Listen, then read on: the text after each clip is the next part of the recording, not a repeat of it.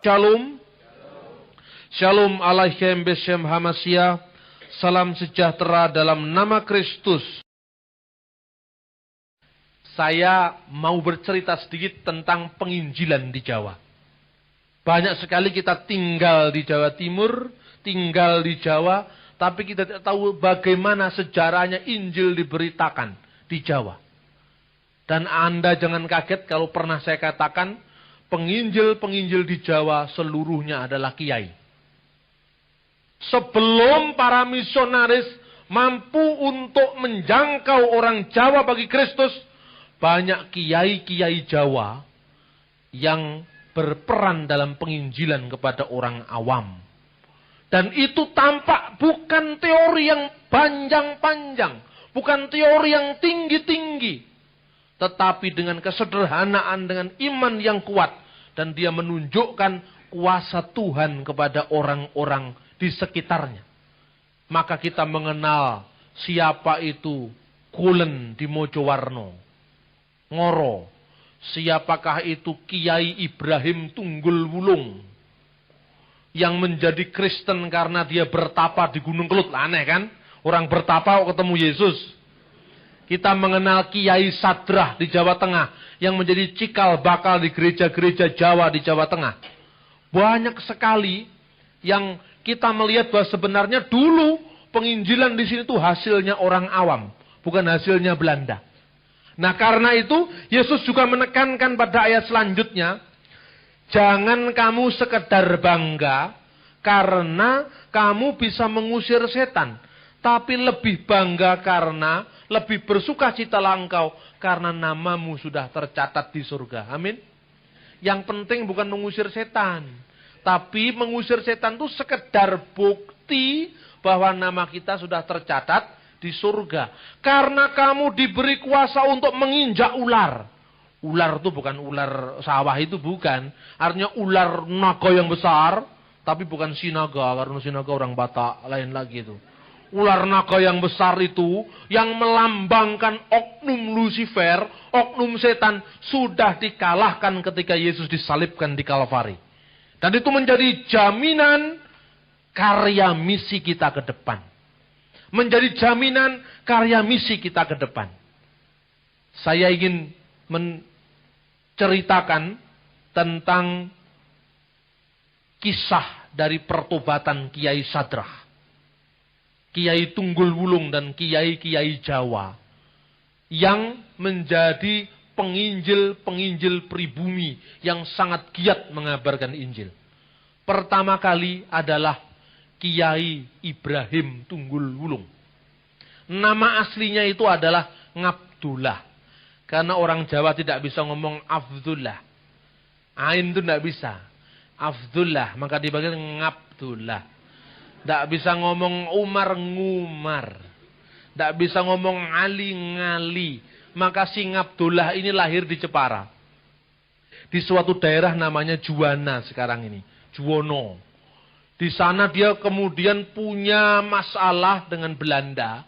Karena dia itu orangnya menggerakkan perlawanan pada Belanda. Pada saat dia mau dibuang ke Manado lewat sebuah kapal, kapalnya lagi mampir di Surabaya. Orang ini dengan satu cara sendiri dia kemudian turun, meloloskan diri dari kapal yang mengangkut ke pembuangan, dan akhirnya tiba di kaki Gunung Kelut di daerah Blitar dan Kediri. Saya baru meneliti tentang pertobatan Tunggul Wulung ini di Pati, karena data-datanya ada di sana. Pada saat dia kemudian di daerah Kediri, rupanya Tunggul Wulung ini seorang kiai Islam. Abdullah ini seorang kiai Islam. Tapi kiai-kiai Islam pada saat itu sangat dipengaruhi dengan kebatinan. Dengan kisah-kisah dongeng-dongeng, folklor cerita rakyat orang Jawa, yang rupanya dipengaruhi oleh mitos Ratu Adil. Rupanya dia dipengaruhi oleh Primbon Joyoboyo. Saya khotbahkan di sini bukan saya menyuruh Anda percaya pada Primbon. Ini ceritanya sampai bagaimana Tunggul Wulung kok jadi Kristen. Ini persoalan. Karena penting, tidak ada penginjil yang menginjili dia. Tidak ada pendeta yang menginjili dia. Kok jadi Kristen hanya dengan bertapa di Gunung Kelut. Kan aneh kan? Nah, saya kemudian melacak kisah-kisah tentang pengharapan mesianis orang Jawa pada abad ke-19. Orang Jawa mengharap-harapkan akan datangnya seorang ratu adil politik, Sang Eru Cokro. Tapi di pihak lain ada ramalan Joyoboyo yang mengartikan bahwa ratu adil eskatologis yang akan datang itu namanya adalah Isa Rohullah, Imam Mahdi. Ini ada dalam primbon Joyoboyo, itu ada. Jadi digambarkan nganti tumekaning akhir zaman katanya. Ini dalam kitab itu saya baca itu. Ingat loh, ini bukan Alkitab untuk diimani loh. Ini sekedar cerita yang melatar belakangi kenapa Abdullah jadi Kristen. Kan Tuhan bisa mengundang orang ke hadiratnya dengan berbagai macam cara. Dan terikat pada zaman pada saat itu. Di mana digambarkan dalam buku itu. Nganti tumekaning akhiring zaman. Akhir zaman iku alamate itu akan datang dengan cara apa? Salah satu munculnya Dajjal. Dajjal, Anda tahu Dajjal itu antikristus. Yang dicatat dalam surat Yohanes itu. Antikristus. Antikristus itu bahasa Inggris Antichrist, bahasa Yunani Antikriston, bahasa Arabnya Masihid Dajjal. Jadi Dajjal itu akan datang pada akhir zaman. Yang bisa mengalahkan Dajjal ini Nabi Isa Al-Masih. Jadi Dajjal itu akan datang pada akhir zaman. Matanya satu ada di batuk sini. Ini cerita dongeng. Kemudian Dajjal itu prajuritnya kebanyakan kaum perempuan. Makanya hati-hati jadi perempuan. Jangan-jangan jadi muridnya Dajjal nanti. Dajjal itu antikristus. Akan datang pada akhir zaman. Sampai kemudian Isa diturunkan untuk mengalahkan Dajjal ini. Karena itu, kalau Anda tanya kepada orang Islam, salah satu doanya itu berbunyi, Allahumma inni a'udzubika min azabil kubur wa min fitnatil masiihid dajjal. Ya Allah, saya berlindung kepadamu dari siksanya kuburan, siksa alam kubur, dan dari fitnahnya antikristus Masihid Dajjal. Kalau orang Islam mendengar Masihid Dajjal, bulu kuduknya langsung berdiri, lalu ingat pada Nabi Isa yang akan mengalahkan Dajjal. Tapi kalau Isa mendengar antikristus, ya tidak ada nilainya apa-apa. Kita harus antikristus, supaya kita tidak dikristenkan katanya. Jadi bahasa itu penting pengaruhnya. Artinya ya itu juga. Antikristus itu ya Dajjal itu. Nah, rupanya cerita eskatologi Islam, kedatangan Isa pada akhir zaman itu mempengaruhi orang Jawa. Tekane Dajjal, Jomak Jujo. Nah, ini orang Jawa. Jomak Jujo itu Ya'jud wa Ma'jud bahasa Arab. Bahasa Ibraninya Gog dan Magog. Itu di kitab Wahyu itu. Gog dan Magog itu diarabkan Ya'jud dan Ma'jud. Jadi Ya'jud itu Gog, Ma'jud itu Magog. Wah itu kan, dan Ya'jud wa Ma'jud karena ilatnya orang Jawa jadi Jomak Jujo. Seperti orang Jawa menyebut la haula wala quwata wala quwato. Ini kan orang Jawa gitu. Memang tidak bisa, ya tidak salah lah, biar saja isone ngono. Lah Jomak Jujo datang, lalu kelabang kures. Lah ini kelabangnya itu yang panjang itu, binatang kaki 1000 itu lambangnya setan itu masih ditambahi kures lagi. Kures itu suku nabi yang sangat kafir, mengkafiri ajaran yang benar. Lalu jaran ireng anyepai gunung-gunung, yaiku Prabu Joyoboyo katanya. Jadi Prabu Joyoboyo akan datang, Sang Eru Cokro nganti kukuting zaman, rawuhe Kanjeng Nabi Isa Rohullah dadi Imam Mahdi, Ratu Adil akhir zaman. Ini cerita ini yang sangat mempengaruhi Abdullah, sampai kemudian dia mencari-cari Ratu Adil itu siapa. Coba, tidak ada pendeta loh ini yang cerita. Makanya sebetulnya pendeta itu harus menghormati kebudayaan. Karena dengan kebudayaan kita sering dibukakan pintu masuk agar Injil diterima di setempat tanpa mengalami gejolak. Kemudian dia naik ke Gunung Kelut, kok yang dilalah kersaning Gusti Allah. Dia ketemu dengan seorang pertapa wanita, namanya Endang Sampurnawati. Ini bukan komik, ini sejarah. Ini sejarahnya Jawa menjadi Kristen. Sejarahnya Jawa Timur menerima Injil. Sampai di sana, kagumlah sang Abdullah ini dengan pertapa perempuan. Apa yang engkau cari Kisanak? Saya mau bertemu dengan Ratu Adil. Kenapa harus di Gunung Kelut? Karena Prabu Jayabaya pernah berjanji akan datang dan memelihara abdinya di sini. Dongeng lagi ini, tanpa tahu dongengnya masyarakat Kediri kita tidak tahu ceritanya ini. Jadi ketika katanya Jayabaya itu hilang, katanya orang Jawa, muksa. Padahal itu salah itu. Muksa itu kan artinya manusia yang sudah manunggal dengan Tuhan dalam terminologi Hindu. Muksartam jagat hitayas caiti dharma itu dalam bahasa Hindu. Tapi orang Jawa diarani muksa, ya karep-karepe lah. Salah-salah titik ya biar itu. Kemudian ketika Jayabaya itu musnah hilang, dua abdinya yang pertama namanya Kiai Doko dan yang dua adalah Kiai Doho. Kiai Doho itu artinya jadi demitnya kota Kediri. Namanya adalah Butolo Coyo. Tanya orang Kediri mesti tahu itu. Tanya ini, di depannya hotel Penataran itu ada keluarga Tan Kun Swi. Itu orang Tionghoa yang sangat-sangat mengembangkan kebudayaan Jawa pada saat itu, pada zaman Belanda. Namanya Tan Kun Swi. Sekarang ahli warisnya menjadi teman saya, orang Katolik. Namanya Dr. Sucahyogani. Jadi saya banyak menerima naskah-naskah Tan Kun Swi itu ada yang bahasa Cina, ada yang bahasa Jawa, ada yang bahasa Belanda itu ada dari dokter Gani ini. Nah digambarkan ketika Butolo Coyo menunggu kota Kediri, katanya orang sana danyange kota Kediri. Lalu satunya Kiai Doko itu menjadi tunggul wulung, bendera hitam kebiru-biruan menunggu Gunung Kelut. Lah menurut dongeng lagi, katanya Jayabaya akan datang lewat Gunung Kelut. Maka si Abdullah ini pergi ke Gunung Kelut, ketemulah dengan Endang Sampurnawati, anaknya Bupati Kediri. Tujuannya sama, saya mau menyongsong Ratu Adil katanya. Ya sudah kita naik bersama-sama. Tapi zaman dulu, orang ilmu ketemu dengan orang ilmu mengadu ilmu. Karena setan kan suka mengadu orang, seperti mengadu jangkrik. Dia tanya, wahai Kisanak, siapa namamu? Nama saya adalah Abdullah. Dan saya sekarang menjadi tunggul wulung. Karena sayalah yang akan menghadirkan juru selamat ke bumi. Yaitu Prabu Jayabaya. Jadi juru selamat itu Prabu Jayabaya katanya.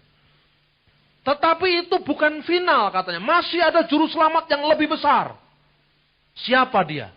Saya tahu katanya. Saya juga tahu. Jadi tidak mau kalah. Lalu mereka berdebat ilmu dengan cangkriman. Ini aneh. Abad 19 itu memang aneh-aneh. Banyak orang aneh-aneh. Dia tanya, coba kamu tebak ilmu saya. Apa? Ono kemiri tiba saiki. Kena dijupuk dek wingi. Apa? Seperti anak kecil dolanan itu. Ono kemiri, ada buah kemiri. Jatuh sekarang. Tapi bisa diambil kemarin. Apa?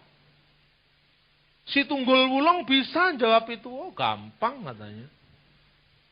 Terus satunya lagi. Kalau gitu kamu juga jawab pertanyaan saya apa? Ratu Adil rawuh mertamu. Tamu mbagekake kang ditamoni. Sebiting tanpa sangu. Apa?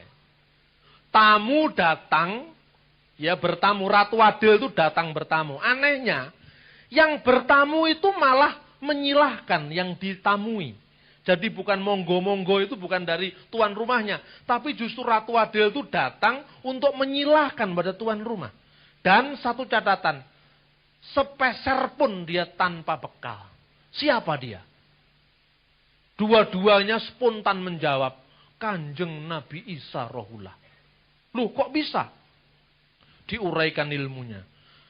Ada kemiri jatuh kemarin. Tapi jatuh sekarang. Tapi sudah dapat dipetik kemarin. Artinya apa? Seluruh nabi-nabi di dunia ini mengharapkan kedatangan Isa Al-Masih sebagai juru selamat. Dia adalah Ibrahim, Musa, Daud, Sulaiman. Semua mendatangkan Isa akan datang sebagai juru selamat. Tetapi sebelum juru selamat datang, Ibrahim, Musa, Iska, Ismail sudah keburu mati. Lalu ketika Yesus datang, sekarang inilah orang-orang yang menjadi pengikutnya itu menyambut dia. Tapi karena Ibrahim yang mendahuluinya yang datang kemarin, sudah benar-benar mengharapkan kedatangan Sang Penyelamat, maka dia ikut diselamatkan. Artinya kemirinya walaupun baru tiba saiki, juru selamatnya walaupun baru datang sekarang, tapi Ibrahim yang mengharapkan namanya, Ishak yang mengharapkan kedatangannya, Ismail yang menyerukan kedatangannya, Daud, Salomo yang menginginkan kedatangannya, diselamatkan oleh Isa Al-Masih. Coba gak ada pendeta yang ngajar loh ini. Siapa yang ngajar? Saya percaya Roh Kudus yang mengajar. Amin. Loh ini sejarah saudara. Lalu ganti ditanya. Siapakah Ratu Adil yang datang bertamu? Isa Al-Masih. Kok bisa? Dia datang kepada milik kepunyaannya, tapi milik kepunyaannya menolak dia. Karena itu dia malah datang menyilakan pada orang-orang yang didatangi. Tatkala dia berkata, marilah padaku hai kamu yang letih lesu dan berbeban berat. Aku akan memberikan kelegaan kepadamu. Sebiting tanpa sangu. Dia datang bukan sebagai raja. Raja dunia. Dengan segala macam bondo, bandu, kekayaan. Tetapi dia datang benar-benar sebagai seorang yang papa. Agar dia bisa mengangkat kepapaan dan kemiskinan kita. Kedua orang sepakat kalau gitu. Yang kita tunggu sama. Yaitu Yesus Kristus. Dia naik ke Gunung Kelut selama 7 tahun. Enggak macam-macam. 7 tahun coba. Nah, kita semua ini tinggal datang hari Minggu aja kok sulitnya setengah mati. Padahal datangnya enggak sampai 2 jam. Itu 7 tahun, betapa sulitnya orang-orang di luar tuh mencari Tuhan.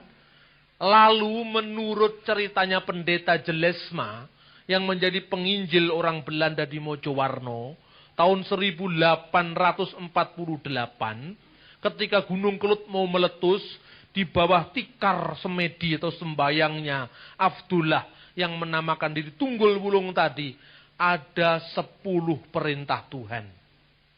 Dia turun dan merasa ini adalah jawaban dari doa saya. Tapi dia bertanya kepada Sampurnawati yang akhirnya jadi istrinya. Kenapa kita tidak ketemu dengan Prabu Joyoboyo? Mungkin dia memang tidak datang. Dia sekarang sudah dikubur di lemah sana itu. Dan kuburannya itu jasadnya sudah menjadi tanah. Tanahnya ditanduri ketela dan ketelanya kita makan bersama-sama. Karena Joyoboyo memang tidak pernah datang. Siapa yang datang? Yang datang adalah Isa Rohullah, yaitu Yesus Kristus. Tetapi ilmu-ilmunya belum dibuang, saudara. Orang Jawa waktu itu punya opok-opok luar biasa, tahu opok-opok? Opok-opok itu kasekten, keris, macam-macam. Supaya dia itu jadi orang dugdeng, sakti mondro guno, ora tedas tapak paluning pande sisaning gurindo. Jadi di pasar ora tedas, dibacok ora tedas, tapi kalau diekek-ekek mati, itu kira-kira. Kemudian dia datang kepada pendeta Belanda namanya Jelesma di Mojowarno. Wah, dia bikin bener Jelesma itu. Dia datang, si Tunggul Wulung itu mangkring, tahu mangkring enggak? Ya duduk tanpa sopan gitu di atas jendela. Dan biasanya karena dia memakai aji-ajian, panglemunan, itu orang tidak tahu dia. Cuman, masa saya disuruh berguru kok pada pendeta Belanda? Tidak masuk akal, saya kan anti Belanda. Kok disuruh belajar pada orang Belanda? Ini nggak masuk akal. Kemudian ketika dia itu duduk di atas jendela itu, sang pendeta rupanya diberikan hikmat oleh Tuhan Yesus. Tahu, padahal biasanya juga nggak tahu. Kenapa kamu ada di situ, saudara? Turunlah, rumah ini terbuka untukmu. Kaget dia setengah mati. Pendeta ini lebih sakti dari saya. Padahal dulunya juga nggak sakti. Hanya gara-gara dia dicobai Tuhan kasih kesaktian. Sesaat setelah itu hilang lagi. Nanti kalau orang sakti selamanya, kemudian yang dimuliakan bukan Tuhan tapi dari kita. Itu iblis kan caranya gitu. Akhirnya dia bertekuk lutut kepada Jelesma dengan, berdirilah Kisana, jangan menyembah saya. Apa yang kamu dapatkan dari hasil spiritualmu itu, sekarang sudah ketemu dengan Yesus. Dan Yesus itulah Ratu Adil. Akhirnya dia mengabarkan Injil di daerah Malang, ke Panjen namanya Desa Dimoro. Di daerah sana itu Pandaan, namanya Junggo. Kemudian dia balik ke Jawa Tengah, mengabarkan Injil di Jawa Tengah. 2 tahun kemudian dia dibaptis oleh Jelesma. Dan dia ketemu dengan Nyonya Anting, yang adalah ketua pengadilan negeri Semarang, atau namanya Landrat Semarang. Nyonya Anting itu adalah seorang hakim yang sangat terbeban untuk penginjilan pada suku Jawa. Lalu ketemulah dia dengan Tunggul Wulung.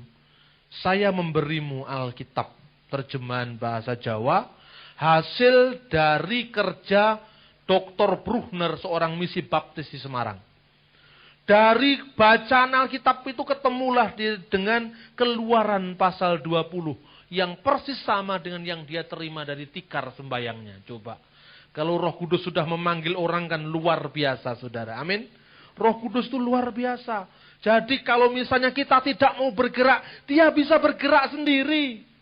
Kalau Anda tidak mau menjadi duta-duta bagi Injil kerajaannya, dia bisa dengan caranya sendiri menyelamatkan suku-suku bangsa, bangsa-bangsa dan setiap orang untuk datang kepada Allah. Ini kisah ini menunjukkan tentang campur tangan Allah, bahwa bumi yang kita injak ini juga bumi yang diberkati Tuhan. Dia datang ke Jawa Tengah, menjadi cikal bakal dari gereja yang sekarang ini ada di Kayuwapu, di Pati, kemudian di Banyutowo, di tempat-tempat lain. Karena apa? Salah satu dari campur tangan Allah pada kiai yang namanya Tunggul Wulung ketika dibaptis ditambahkan dengan nama Ibrahim Tunggul Wulung. Kemudian setelah itu dia mengabarkan Injil luar biasa.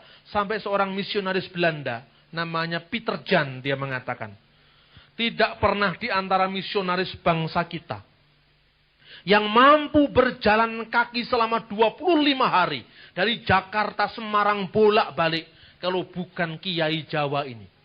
Karena itu Belanda pun respect dengan kerjanya Tunggul Wulung. Sampai kemudian Tunggul Wulung waktu itu menjadi penginjil yang luar biasa di Jawa Tengah. Apa keistimewaannya? Dia buang segala kesaktiannya.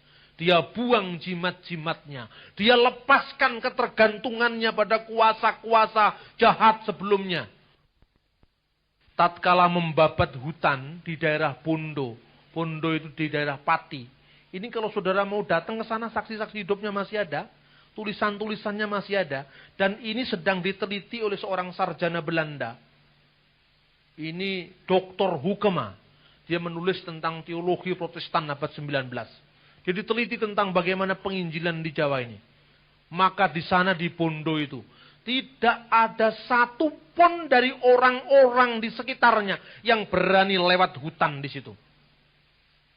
Ini hutan itu kalau katanya orang Jawa, alas gung liwang liwung jalmo moro jalmo mati. Kalau datang ke situ ya siap mati. Tapi yang namanya Tunggul Wulung dengan kuasa yang dibaca dari Injil Lukas tadi, bahwa iblis-iblis tunduk kepada Tuhan dengan nama Tuhan. Dia hanya datang dengan keyakinan dan iman bahwa Yesus Kristus adalah Ratu Adil, penyelamat dunia. Dia masuk ke hutan. Lalu murid-muridnya diajari berdoa. Ya, waktu itu doanya orang tidak bisa panjang-panjang. Doanya itu ya asalkan, ya singkat yang penting ngerti. Dia doanya itu begini. Allah, Putro Allah, Roh Suci Allah. Tetelune kang tunggal dadi sawiji. Ini Tritunggal. Allah, firman Allah, dan Roh Allah. Ketiga-tiganya adalah satu. Satu Allah. Lemah angker. Upas racun. Dadi towo idi Gusti Yesus selaminyo. Amin. Setan lari semua, saudara-saudara. Hanya begitu di dalam nama Yesus itu kan. Bahasa Jawa. Idi Gusti Yesus selaminyo. Dengan izin Tuhan Yesus. Semua demit setan semua lari. Tempat itu dibabat jadi hutan, jadi desa Kristen. Di Bondo, di Banyutowo, di Kayuwapu. Coba Anda lihat sekarang desa-desa Kristen. Satu desa jadi Kristen tanpa ada gejolak. Apa enggak hebat itu? Sekarang, satu orang jadi Kristen, kesaksian gereja dibakar. Zaman dulu satu kampung, satu desa jadi Kristen. Coba Anda lihat bagaimana sejarahnya gereja-gereja Kristen di Peniwen, di Sitiarjo. Itu satu desa. Nah karena itu Kita menulis sejarah ini. Saya ini kepingin apa? Orang Kristen menghormati karya Roh Kudus yang telah terjadi di negeri ini sebagai apa? Sebagai modal kita, landasan kita, cermin kita untuk mewarisi semangatnya ke depan. Orang Islam kan punya lagu. Lir tandure wes sumilir tak ijo royo royo. Itu kan sebetulnya cerita dakwahnya Sunan Kalijogo. Kita tidak punya sunan di Jawa ini. Tidak punya, makanya saya bikin Sunan Kulen, penginjil di Mojowarno. Saya angkat namanya jadi Sunan Kulon, karena kebetulan dia orang Belanda. Lalu kita ciptakan, ini sudah diterbitkan Andi Offset. Sejarahnya Kiai Sadrah, lah itu. Nanti akan terbit lagi dalam bentuk komik cerita untuk anak-anak sekolah minggu. Sejarahnya Kiai Tunggul Wulung. Sejarahnya Kiai Paulus Tosari. Ini kan kita tidak mengenal sejarah penginjil di negeri kita sendiri.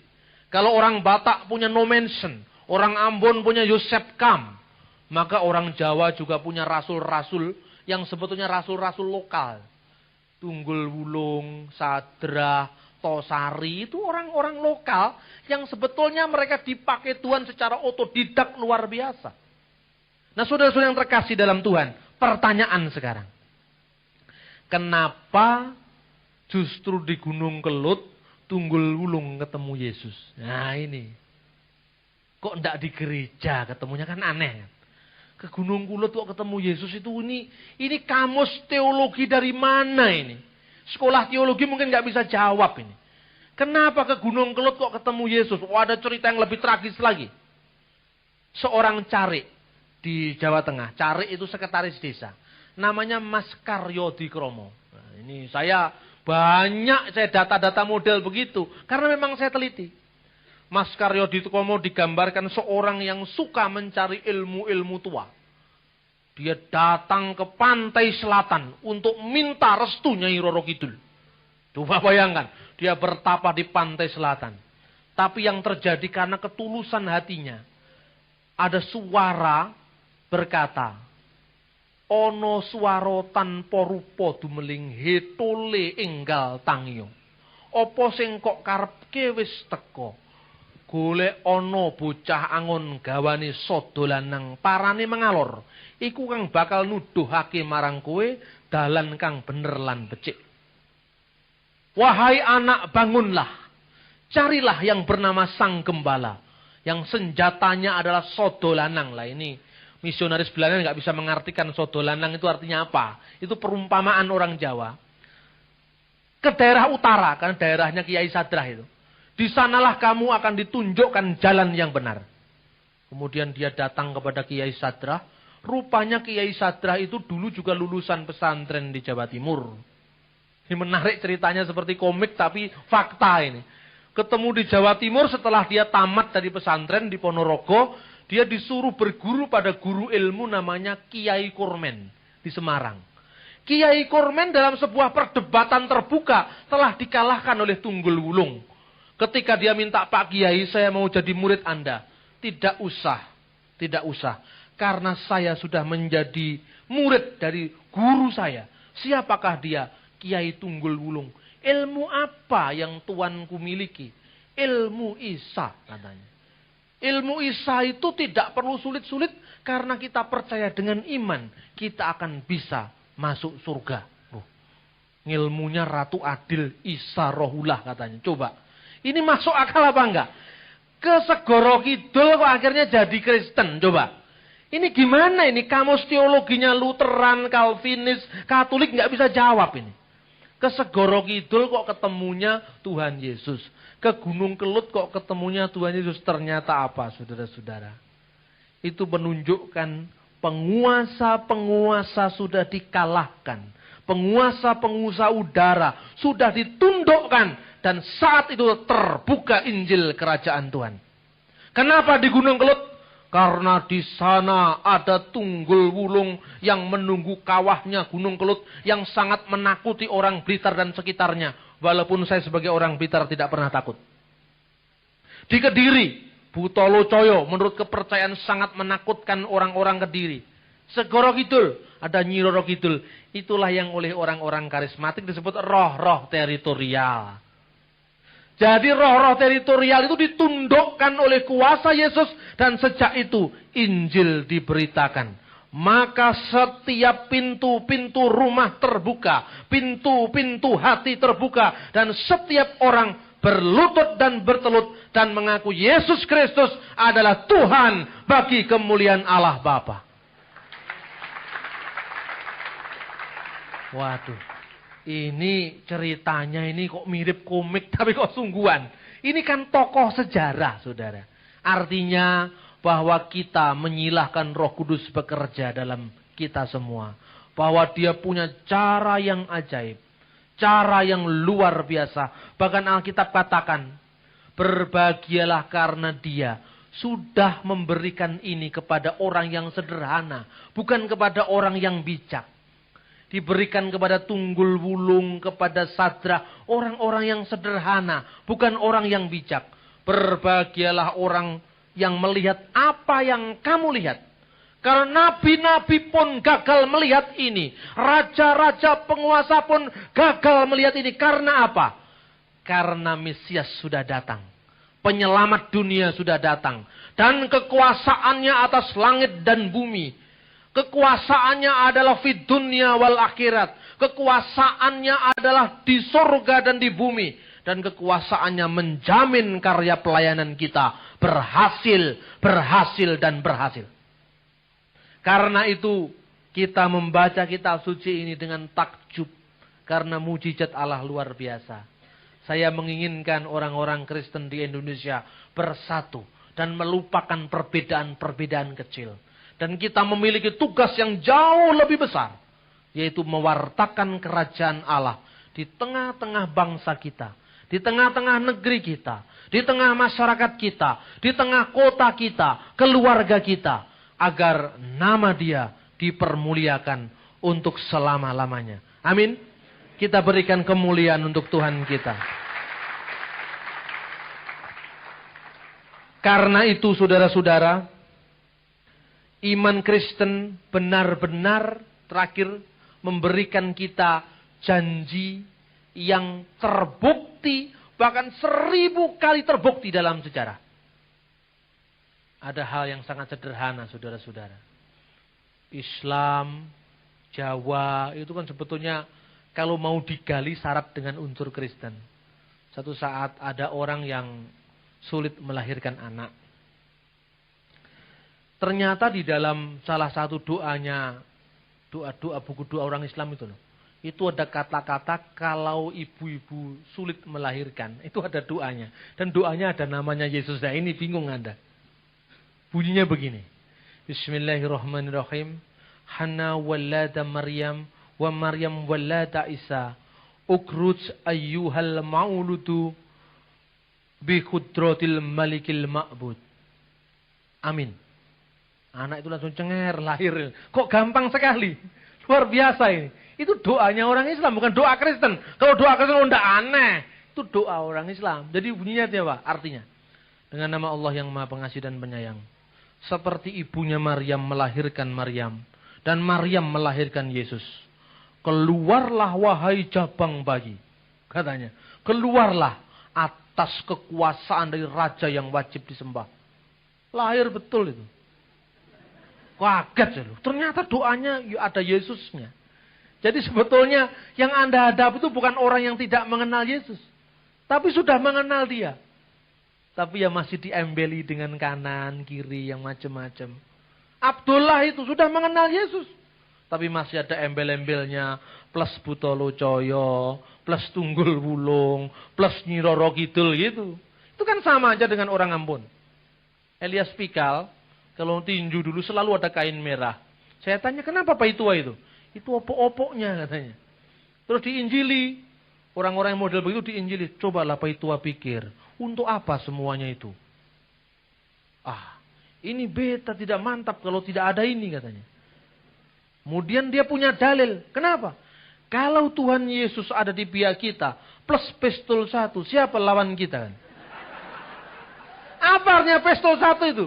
Pistol 1 itu opo-opo artinya. Jadi sama sebetulnya kalau kita mau jujur mengatakan. Teori kita kadang-kadang sudah clear. Iman kita konseptual clear. Tapi embel-embelnya tadi, yang opo-opo, Butolo Coyo, Tunggul Wulung, ya macam-macam tuh masih ada. Karena itu kita murnikan iman kita. Kita murnikan pemahaman kita. Jadi tugas gereja bukan sekedar memberitakan. Karena banyak orang sudah dengar. Tugas gereja juga adalah meluruskan yang bengkok. Karena sudah banyak orang yang tahu Yesus. Tapi hanya meluruskan konsepnya. Seringkali kita lupa. Kita mengabarkan Injil seperti suku terasing di Papua sana. Dulu Otto dan Gessler menginjak bumi Papua di dalam nama Yesus. Dan orang-orang Irian menjadi Kristen. Tapi entah kenapa, tapi masih suka mabuk, saudara-saudara. Jadi mabuk itu ritualnya orang-orang Papua sana. Itu harus bertobat. Di Manado juga begitu. Maaf yang Manado. Saya diundang KKR ke Manado. Datang ke rumahnya Kapolda. Habis ada acara-acara kebaktian. Itu yang namanya acara pesta dansa-dansi itu. Sampai pagi. Sampai pagi jadi tetap gentek-gentek. Itu laki-laki perempuan gini. Wah ini rusak kalau sudah begini. Karena apa? Unsur alkoholnya itu masih ada. Dan kalau sudah begitu, enggak apa-apa itu. Ini kan sekedar, ya pemanas tubuh lah. Pemanas tubuh, enggak apa-apa. Ini kita lazim di sini. Sementara tukang-tukang bakso yang rata-rata orang Jawa dan Muslim, sudah 5 tahun di Manado, 10 tahun pertama dia bawa rombong bakso, kemudian bikin kios tinggi besar, ya akhirnya bikin kios bakso, terus pindah ke plaza sekarang. Kalau etos kerjanya orang Kristen di negara-negara, di daerah-daerah yang sudah lama menjadi Kristen kemudian menjadi turun, maka dalam konteks kompetisi kita akan dikalahkan. Itu hukum sejarah. Karena itu tugas kita bukan sekedar memberitakan, tapi meluruskan, membenahi, memperbaiki yang rusak. Karena kalau itu tidak diperbaiki akan menjadi batu sandungan. Tidak usah bingung dengan Dian Sastro masuk Islam, kata saya tadi pagi. Sebab muridnya Nabi Muhammad sendiri ada yang masuk Kristen kan gitu. Jadi tidak usah kaget. Saya sampaikan itu kepada forum-forum Islam.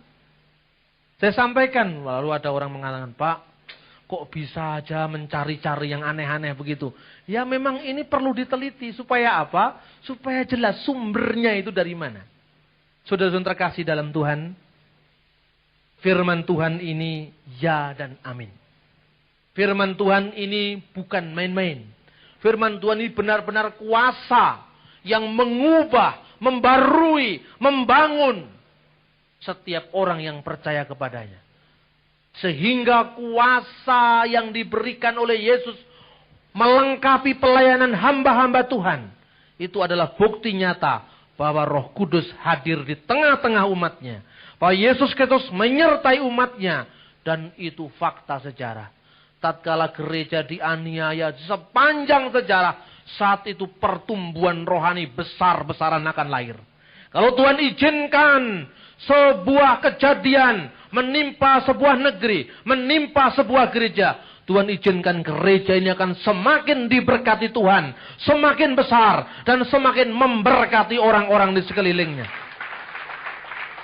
Karena itu, jangan henti-hentinya, jangan putus-putusnya kita mengandalkan kuasa Roh Tuhan, mengandalkan kuasa Yesus, karena doa bisa mengubah segala-galanya. Harapkan pertolongannya. Dan kalau mujizatnya terjadi, di sini juga bisa terjadi. Kalau Anda mau, kalau Anda berharap dan menyeru namanya. Kiranya Tuhan memberkati kita dan semakin memantapkan iman percaya kita kepadanya. Amin.